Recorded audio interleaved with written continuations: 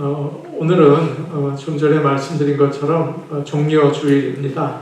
영어로는 팜 선데이라고 하죠. 우리 캘리포니아에 있는 사람들은 이제 팜 트리를 알고 있기 때문에 더 마음에 와 닿을 거라고 생각이 됩니다. 오늘부터 일주일을 고난주간이라고 부릅니다. 예수님이 고난당하신 그 시간을 기억하는 때이죠. 오늘부터 우리는 예수님께서 마지막 한 주간을 어떻게 보내셨는지를 살펴보고 은혜를 나누려고 합니다. 오늘은 그 일주일 중에 예수님이 보낸 마지막 일주일 중에 첫째 날인 일요일입니다. 주님이 그날 부활하신 다음에는 주일이라고 이름을 바꿨지만 그전에는 일요일이었죠. 그래서 그날 무슨 일을 하셨는지 우리가 알고 은혜를 받으려고 합니다. 그때는 지금과 같은 봄이었습니다. 이스라엘 사람들이 가장 거룩하게 생각하는 6월절 한 주간이 시작되는 첫째 날이었습니다. 애굽에서 자유를 찾은 날이죠. 한국으로 보면 광복절이라고 할 수 있고 미국으로 보면 독립기념일이라고 할 수 있습니다. 사람들은 6월절에 하나님께 예배드리기 위해서 성전이 있는 예루살렘으로 모였습니다. 세계 곳곳에 흩어져 있던 디아스포라들이 모였죠. 애굽, 바벨론, 로마, 아테네, 갈릴리 수많은 사람들이 멀리서 성전으로 왔습니다.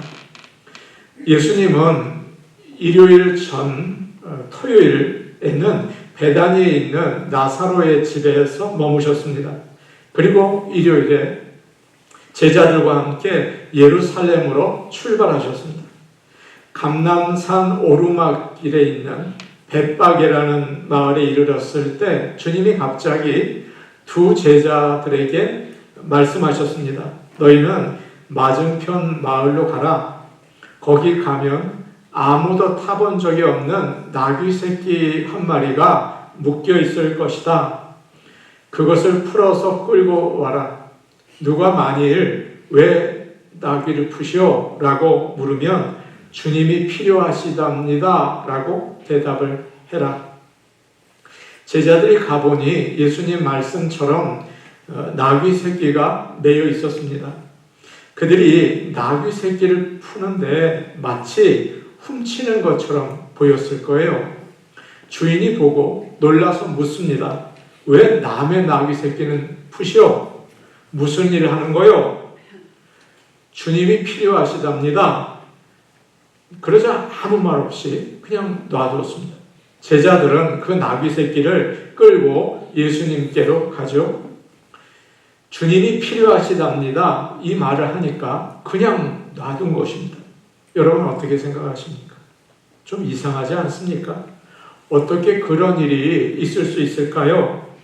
주님이 쓰시겠다고 하는 말에 아무 말도 안 하고 그냥 여러분 나귀가 얼마나 귀한 재산이에요. 그거 가져가게 어떻게 놔둡니까? 생각하면 할수록 이해가 되지 않아요. 그런데 한편으로 생각해 보니까 이 나귀 주인의 믿음이 참 좋구나 그런 생각을 하게 되었습니다. 당시의 사람들은 주님께 무엇을 얻으려고만 했어요. 뭐 병이 낫고 얻어먹고 자신의 것을 드리려고 한 사람은 거의 없었습니다. 값비싼 향유를 주님께 부은 여인 그리고 마르다와 마리아가 예수님께 식사를 대접한 것 그거 외에는 별로 그렇게 한 사람이 많지 않았죠. 그런데 오늘 이 벳바게의 나귀 주인은 아무 말 없이 나귀 새끼를 허락했습니다. 한번 이 말씀을 저와 여러분에게 적용해 보면 어떻겠습니까?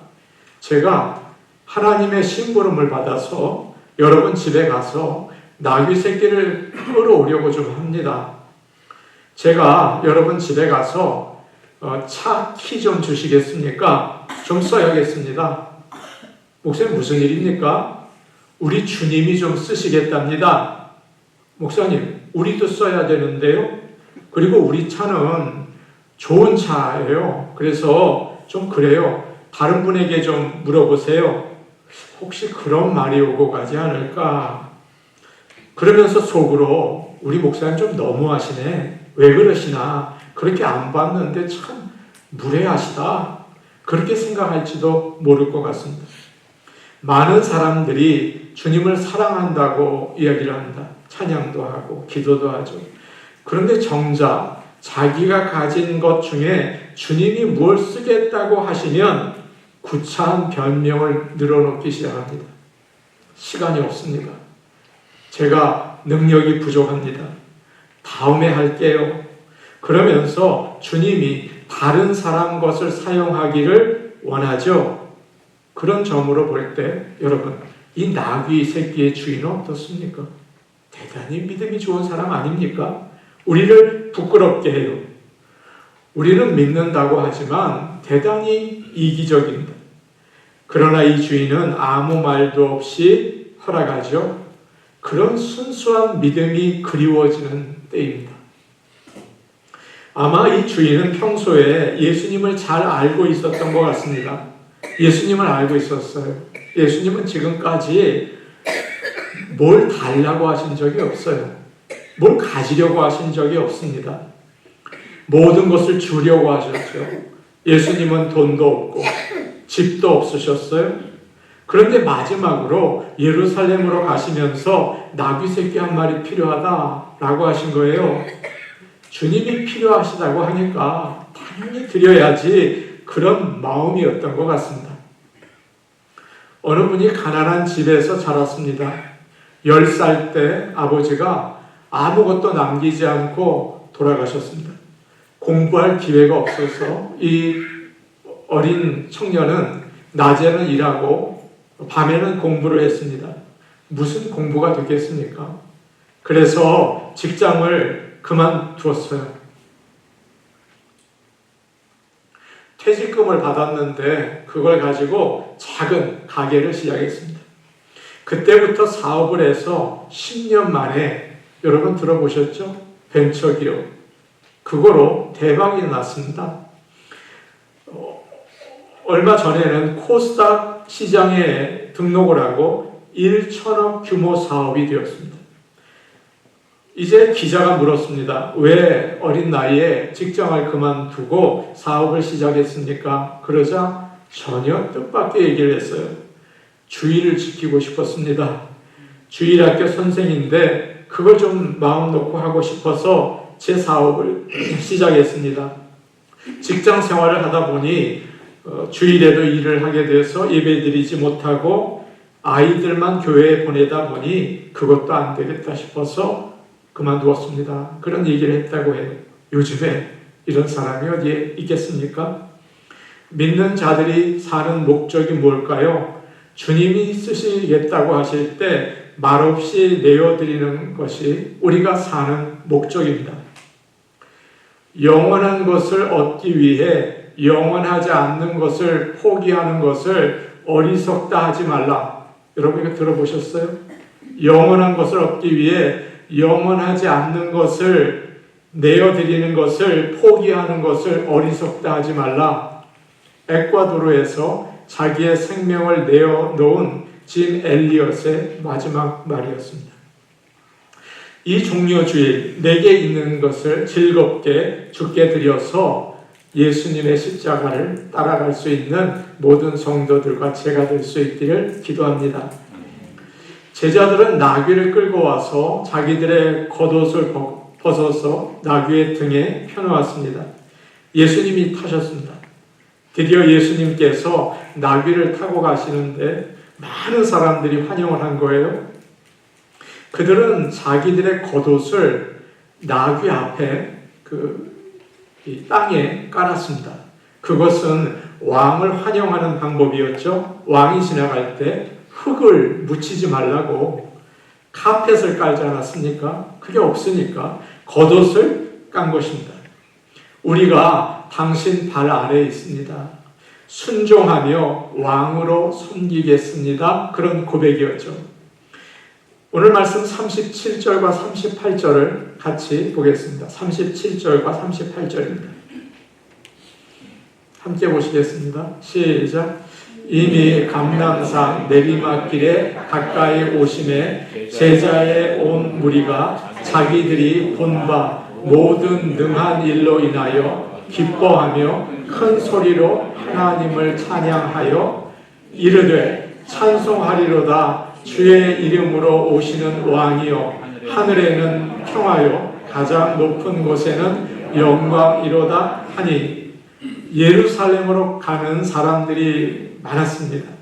그들은 예수님이 오시니까 너무 기쁘고 환영을 했죠.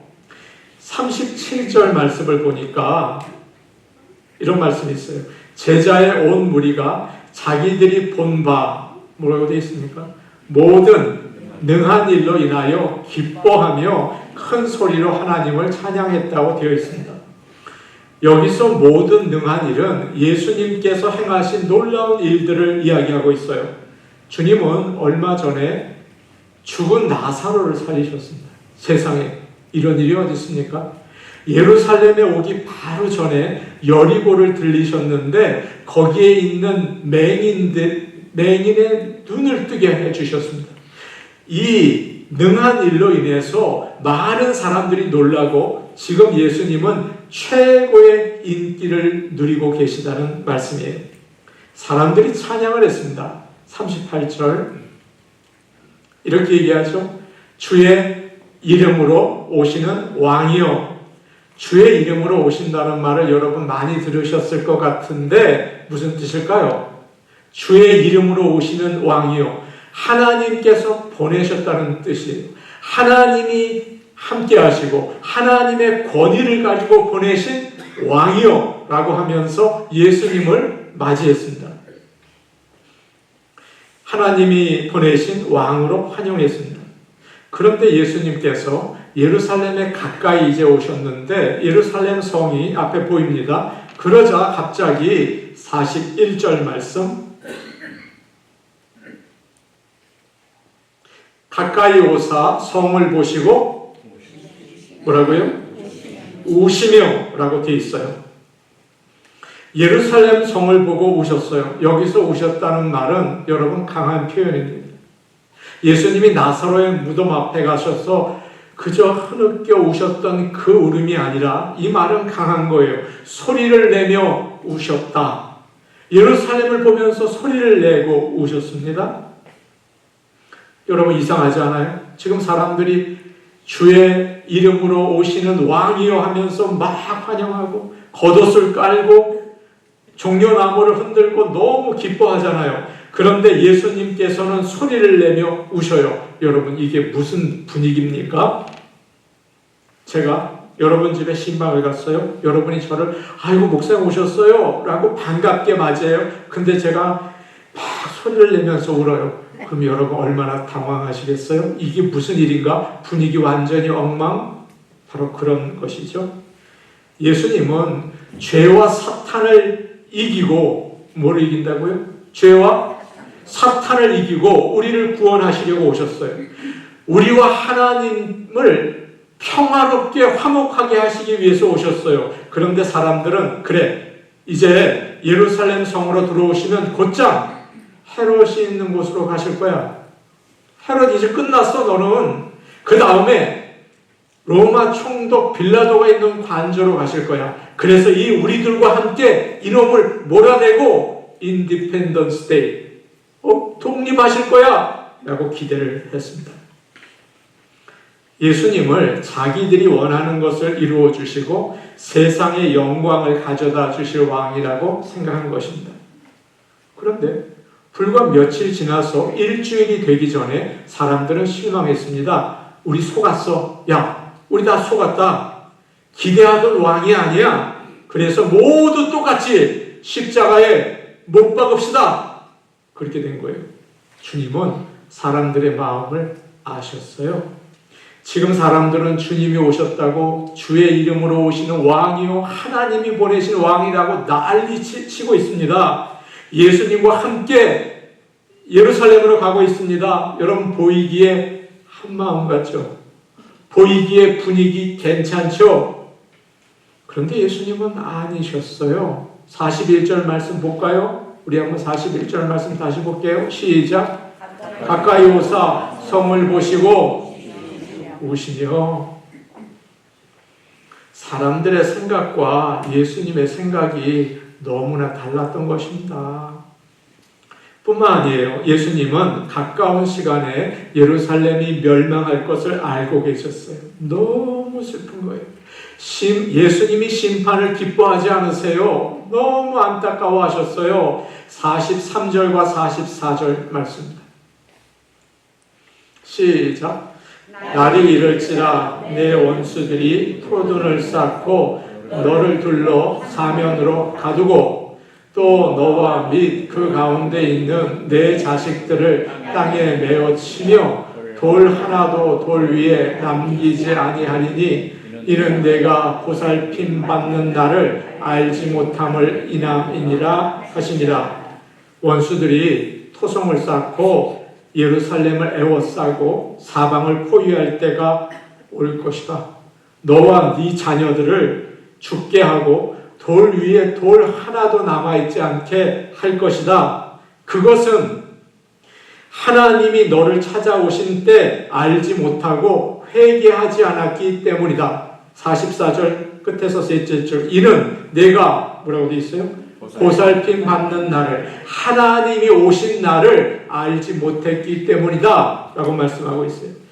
하나님께서 예수님을 왕으로 보내셨는데 모른 거예요. 거절해버렸어요.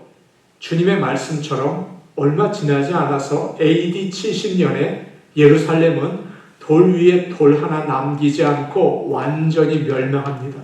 디도 장군이 그걸 보고 끔찍해서 이게 누가 한 일입니까? 라고 그 장군이 슬퍼했다는 역사적인 기록도 남아있어요. 오늘날 우리도 마찬가지입니다. 내가 원하는 것과 예수님이 원하는 게 다를 때가 있죠. 주님의 이름으로 오시는 왕이여 찬송합니다. 호산나 다윗의 자손이여 우리에게 오셔서 너무 기쁩니다. 나의 병을 고쳐주세요. 나의 먹을 것을 주세요. 아이들을 축복해 주세요. 내가 원하는 것을 이루어 주세요. 기대하죠. 우리의 믿음이 어린아이 같았을 때는 주님이 들어주셨어요. 그런데 지금은 다릅니다. 언제까지 원하는 것만 구하겠느냐? 네가 왕이냐? 내가 종이냐? 내가 왕이냐? 너희가 종이냐? 내가 원하는 것이 무엇인지 알면 좀 좋겠다. 나 이제 십자가 지려고 하는데 내가 원하는 게 뭔지 좀 알면 좋겠다. 주님은 마지막 일요일, 봄, 종려주일, 사람들과 함께 예루살렘으로 오시면서 우셨습니다. 지금까지는 내가 원하는 것만 생각했다면 예수님이 왜 우시는지 생각하는 종려주일이 되시기를 원합니다. 아멘입니다. 예수님이 왜 우시는 겁니까? 도무지. 이런 믿음의 고백을 하기 원합니다. 하나님 눈길 머무신 곳 그곳에 내 눈 머물고 하나님 손길 닿으신 곳 그곳에 내 손 닿으리. 하나님 마음 두신 그곳에 내 마음도 두고 하나님 계획하신 그곳에 내 삶 드리리. 나 경배합니다. 주님만 닮게 하소서. 나 예배합니다. 주님만 쫓게 하소서. 여러분 이 찬양 아시죠? 예수님이 마지막 일요일에 또 하신 일이 있습니다. 아마 늦은 오후쯤 되었을 거라고 생각이 되는데 이 말씀은 마가복음에만 나와요. 여러분과 저는 지금 예수님의 마지막 일요일 어떻게 보내셨는지 아이티니어리라고 하죠. 여행 일정을 살펴보고 있는 것입니다. 마가복음 11장 11절 말씀입니다. 마가복음 11장 11절이에요. 시작. 예수께서 예루살렘에 이르러 성전에 들어가사 모든 것을 둘러보시고 때가 이미 저물매 12 제자를 데리시고 베다니에 나아가시니라. 예루살렘 성에 이제 들어오셨어요. 헤롯 왕이 있는 궁전, no. 빌라도가 있는 관적, no. 사람들이 많이 있는 시장, no. 직진, 어디로? 하나님의 성전이었습니다. 관광하러 가신 게 아니에요. 성전에 들어가서 그 다음에 모든 것을 둘러보시고 라고 되어 있습니다. 하나하나 살피셨어요. 그 집이 아버지의 집이었기 때문입니다. 저는 한국 갈 때마다 부모님 묘에 갑니다. 꽃을 새 걸로 바꾸고 잔디가 잘 덮였는지 살핍니다. 잡초 하나가 크게 보여요. 제 눈에는. 다 그것을 정리하죠. 살펴요. 성전이 하나님 아버지의 집이었기 때문에 주님은 잘못된 거 없나? 사랑의 눈으로 하나하나 살피셨습니다. 구약시대에도 하나님을 사랑하는 사람은 성전을 사랑했어요. 여러분, 하나님의 집 성전을 사랑하실 수 있기를 축복합니다.